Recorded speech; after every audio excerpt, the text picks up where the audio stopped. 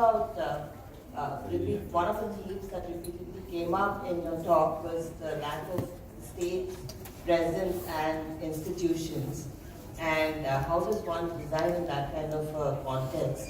And most of the projects that we saw were also private initiatives, and though of course the museum project in particular was one way of giving back to the public, I guess. You have these ways in which pathways that lead to private collections, but still you're kind of engaging the public with the art of the city. Are there any projects, or can you think of ways in which, because finally, I guess the public level is a very important aspect of what the urban is, right? And how people live in the city and engage. Are there any instances that you dealt with public projects, or can think of ways in which architecture can engage with the public level? I have not, I was never commissioned a project by the public sector. I probably never will, at least where I come from. And that forced me to build other strategies, alternative strategies, or strategies that were very different than those practiced by my friends and colleagues in Europe, for instance. I grew up, I studied architecture in the mid-late 80s, the early 90s. And although I was in the US, I studied food in Europe. And at the time, at least in France, during the Mitterrand years, good architectural history, at least what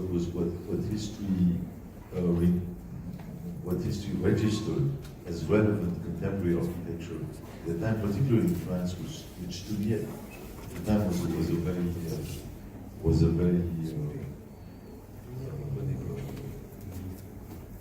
a reference, no?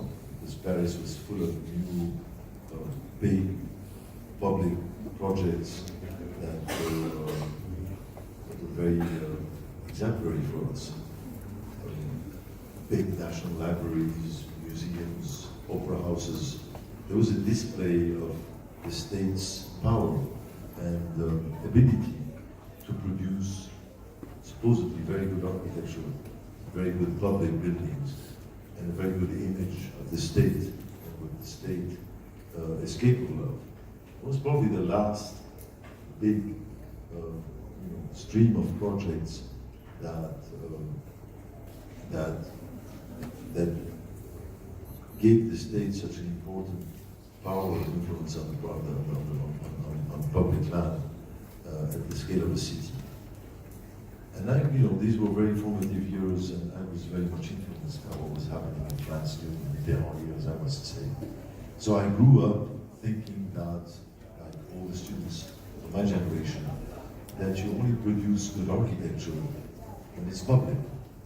And this was a time when architects that worked for the private sector were looked at as bad architects. If you had not built a museum or an opera house or some major public project, you were a bad architect, at least in Europe. And it was the trend. So everything that was published in the polished pages of architectural magazines, or anything that was awarded any serious recognition in the architectural world was always public. It had to be a museum, a memorial, a school, hospital, that sort of stuff. Then I go back to Beirut and start my career with that in mind, because I was trained like that, I lived in an environment like that. But to realize pretty soon that none of these projects were possible where I came from, simply because the state was non-existent. It was bankrupt, it was incompetent, it was corrupt, and it simply did not provide us the platform for the projects to do that. At which point, after 4 or 5 years of still thinking or attempting, thinking that I would get a shot at this, the projects never came. I looked for them, but they never came. And it was time for a plan B, or go somewhere else. Going somewhere else would have been a very cowardly attitude, because there was a lot to do. The questions were very important. I'm not going to say that I was there on a mission, but there was a lot to do. And I thought there was much more to do, and much more serious questions on that territory, which was problematic and was undergoing a convalescence period. There was much more to do there than on the dormant territory, where they were building museums and hospitals and public schools and public housing, where the state was portrayed through these public projects as, the provider of good, where the good and the bad was very clearly delineated, it was very clear to everyone, where the state was providing comfort for everyone, where everything was great in the best of the worlds. I thought I had nothing to do there. I thought I had much more to do on the battlefield, where the wounds were still there, and the state was not there, and the propaganda of the state was simply not there. And pretty soon, I became very critical to what was happening in the West, and on those private and on the public level, of the level of public projects, because I very soon realized that in giving it a closer look, you also notice that these marvelous public projects that were published did not constitute 1 or 2%, 5% at best of what was built in those old cities. Most of what was being erected by the private sector.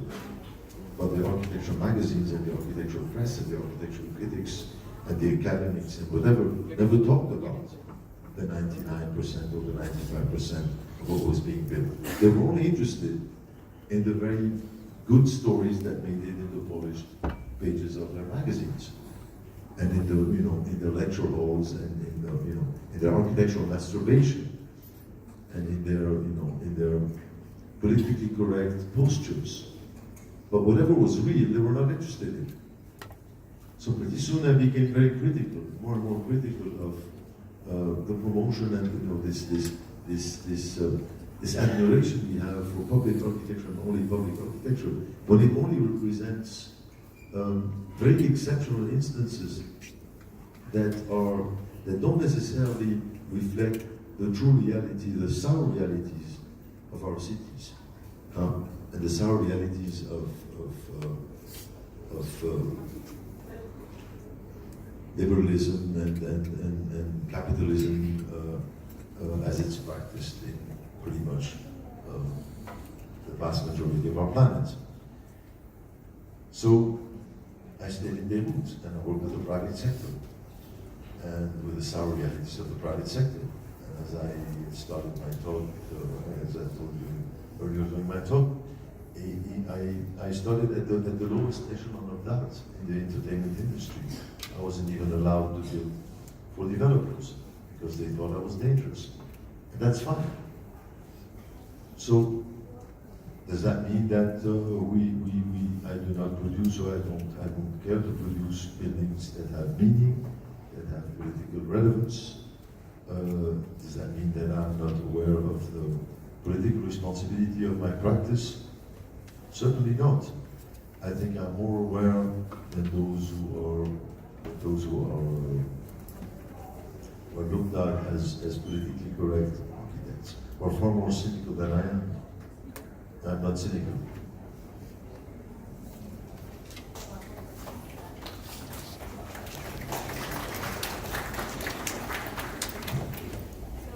I'd like you to elaborate on a phrase you used. You said the fascism of green architecture. Could you elaborate on that? Well, they have to stop bragging us about green and being green, because it is absolutely natural to be green and responsible. Whoever talks too much about it simply does it because they have nothing else to talk about. Be very clear about that. Okay? Be green and just shut up. Do it on your own.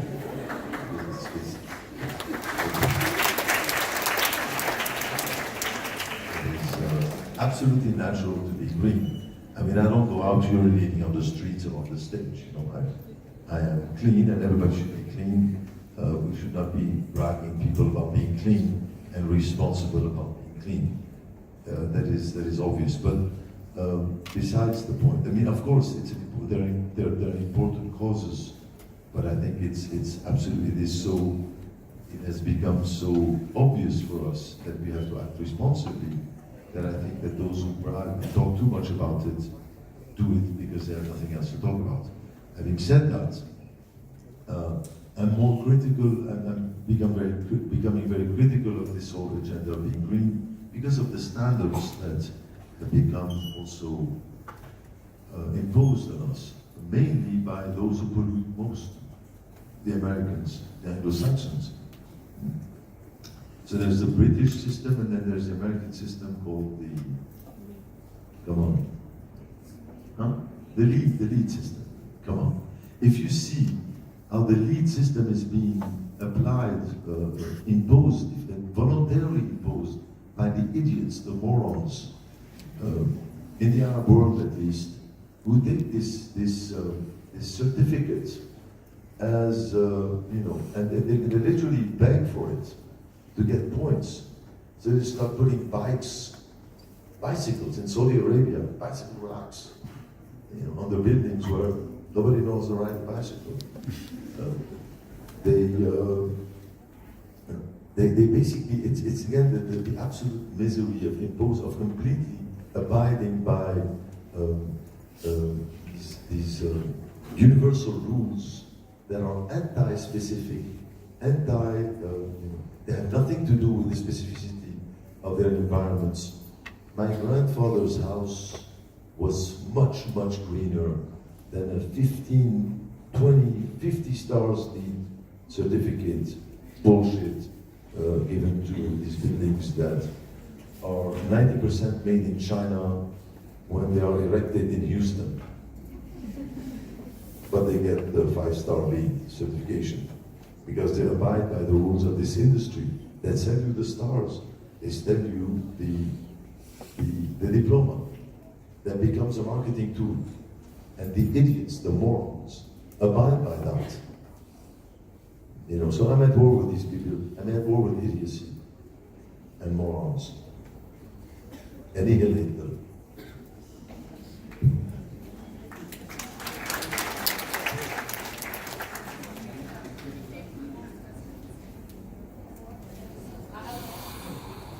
We got sort of like an idea about what Beirut's been through post-war. But is there something so rudimentary about the city that you love that has probably manifested itself in any of your projects? You speak too fast. I was just asking, through your presentation, we kind of had an idea about what Beirut has gone through post-war.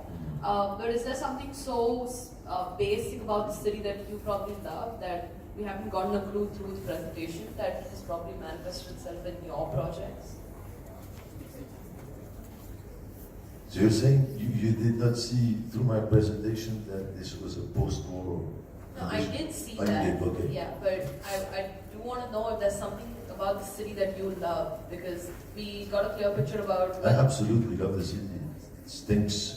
It has the charm of an ugly lady who stinks, but there's something absolutely magical about it. That's Beirut, but that's the charm of many cities that are not picture perfect. And I find myself drawn to these environments more and more as I have a thing for territories that are undergoing some kind of convalescence. I don't see myself, I cannot see myself as a perfect citizen in a very stable, dominant environment. I get bored. I sleep in Paris. I sleep in New York City. I think that are dominant cities. But I can see myself perfectly awake here, or in Sarajevo, or in Beirut, because I think there are cities that are very much, that haven't gone to sleep yet.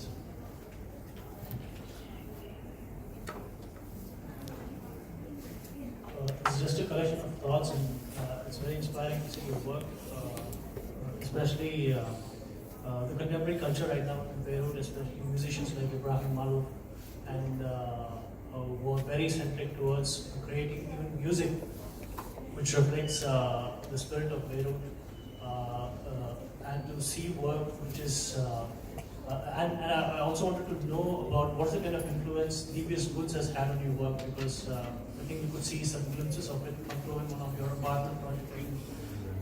It was a social housing project, and along with that, you've spoken a lot about academic knife projects and memory and architecture, trace and erasure. I think these are jargons usually which architects or even academics throw around to make certain things relevant.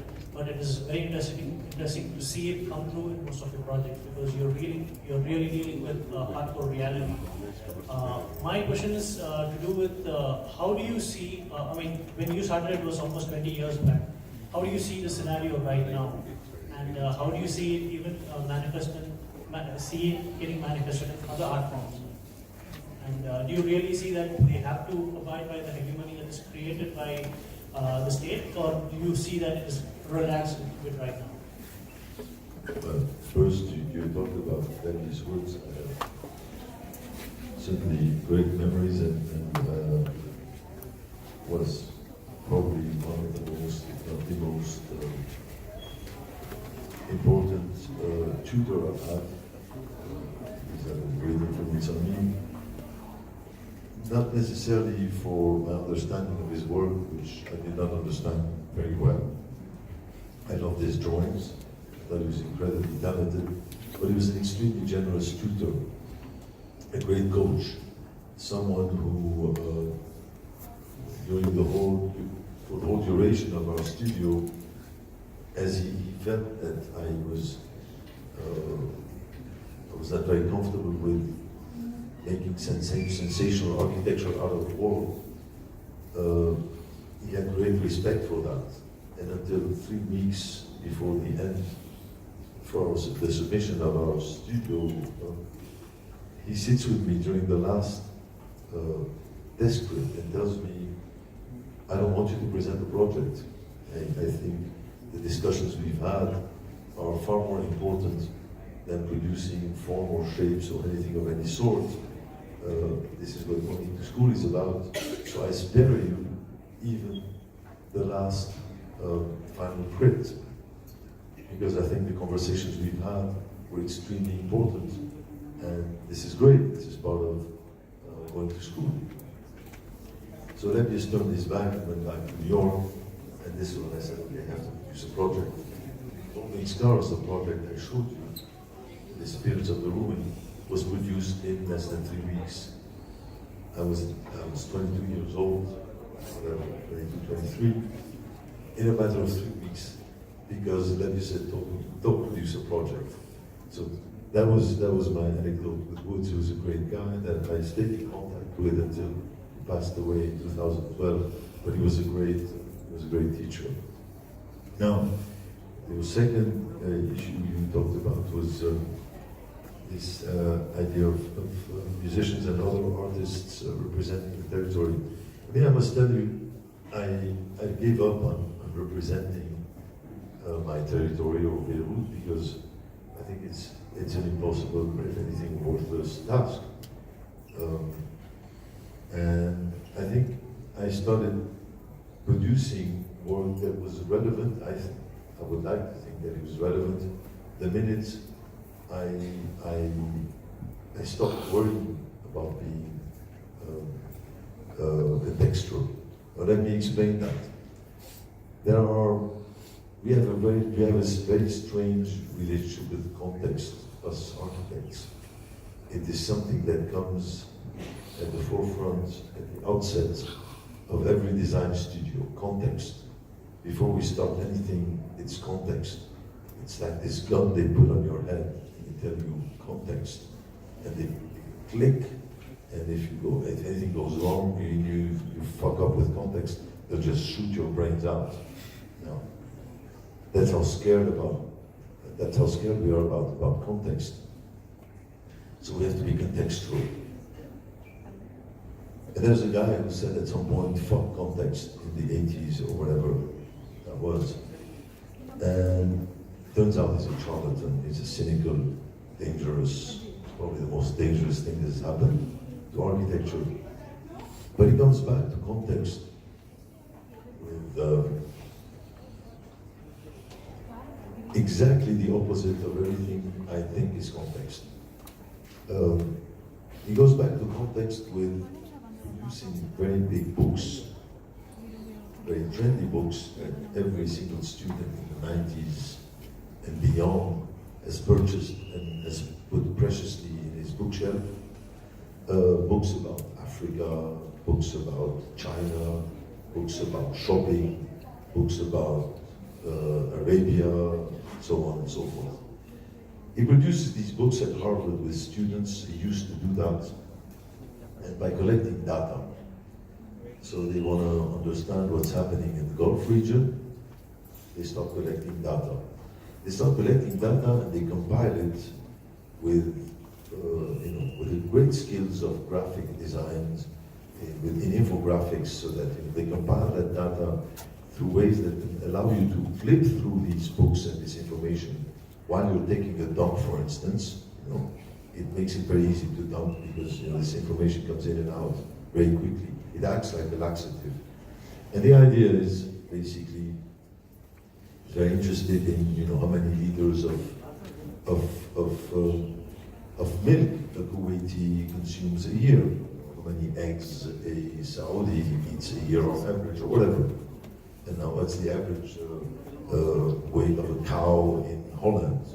That's how they understand territory, through data. So they have these graphs of data, they accumulate data, and at the end they will go to a couple of experts and ask them of the territory to write some papers. And when they're done with that, they tell you that they understood the context. They came with consensual definitions. They came up with consensual definitions of the context, and now they come and they think they understood what context is. Now, I am at war with this understanding of context. In my first book, Local Heroes, in its structure, is exactly against that. It tells you that context, for me, was a series of relationships I've had with individuals. Some of them being pirates, some of them being brilliant entrepreneurs, but certainly none of them were made out of the same cloth. They were very different from one another, and it led me to even say that I was very proud at some point in time. I could be very proud to contradict myself simultaneously from one street corner to the other, without ever lying to myself, without ever being cynical, just because one condition pushed me to be absolutely certain that this is what I had to do, and another condition told me that, this was white, but this is black. And I can tell you that this is white and this is black simultaneously, if I have the reasons to do it, simply because the conditions, through these heroes, or through these very specific situations, have pushed me to think otherwise, simultaneously, very contradictory phrase. So, I think that the most contextual buildings are the buildings that did not aim at being contextual. When you try to be contextual, you abide by a very consensual definition of the territory, which is only the product of the common denominator that was formulated about this territory. The common denominator is literally the center line that dismisses everything that goes above or beyond it, and completely dismisses it. And by doing that, it only reaffirms a very simplistic and dangerous simplification and definition of that territory. I'm at war with these people. I'm at war with people like Koulas. You should burn his books and not read them, and stay away from that crap, because that is not context. So I've given up on trying to be, I'm trying to draw a picture of Beirut, and I love it when people look at my buildings and they tell me, this is not Lebanese, but fuck, this is Beirut. Well, they're completely confused because it doesn't fit. It doesn't fit what you would expect from the Lebanese architect at all, not at all. Yet they're far more contextual than anything that can pretend to be contextual, you know, by having red tiled roofs and triple arcades and that type of crap. That is just confirmation of the postcard that has nothing to do with my realities. And this is why, on my territory, I can kick the ass of those who come in with, you know, a big thick book that they've supposedly produced to understand context. I will cut their throats in a New York second. On the first street corner, they will not survive. Because I know my shit. They don't. All they know is their little book they produced. But they don't know their little traps. I'm like a guerrero, you know, who can fight the big times much more effective because he knows his territory. So don't try to represent your territory. Just produce meaning. Do it in a very honest way, in a more spontaneous way. Thank you.